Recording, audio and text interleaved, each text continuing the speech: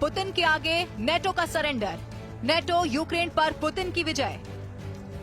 लगता है पुतिन ने वाकई में एक युद्ध से 32 युद्ध जीत लिए हैं। जी हां, 32 देशों से बना नेटो भी रूस से लगभग जंग हार चुका है। यूक्रेन के रक्षा मंत्रालय के खुफिया विभाग ने दावा किया है कि नेटो पर बहुत बड़ी जीत का दावा रूस कभी भी कर सकता है।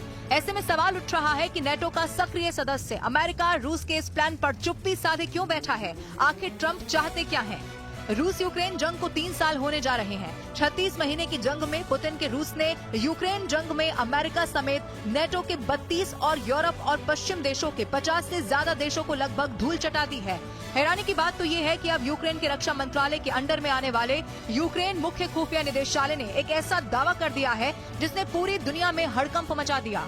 यूक्रेन के GOR ने दावा करना शुरू कर दिया कि नेटो पर बहुत बड़ी जीत का दावा रूसी सेना करने जा रही है। वॉर एक्सपर्ट्स का साफ कहना है कि अगर यूक्रेन का खुफिया निदेशालय इस प्रकार का दावा कर रहा है तो इसका मतलब ये हुआ कि यूक्रेन दुनिया के सामने साबित कर रहा है कि 3 साल की जंग में सिर्फ यूक्रेन ही नहीं हार रहा है, बल्कि 32 देशों से बने नेटो देश भी जंग हार रहे हैं। मौजूदा हालात ये हैं कि राष्ट्रपति ट्रंप और पुतिन की दोस्ती को देखकर नेटो और यूक्रेन के टॉप नेता और कमांडर बुरी तरह से घबराए हुए हैं। युद्ध से जुड़े वॉर एक्सपर्ट का साफ कहना है कि कुछ नेटो देश जैसे ब्रिटेन, फ्रांस, जर्मनी, पोलैंड और तीनों बाल्टिक देश लिथुआनिया, एस्टोनिया, लातविया ट्रंप की यूक्रेन युद्ध की नीति को लेकर बुरी तरह से नाराज हैं।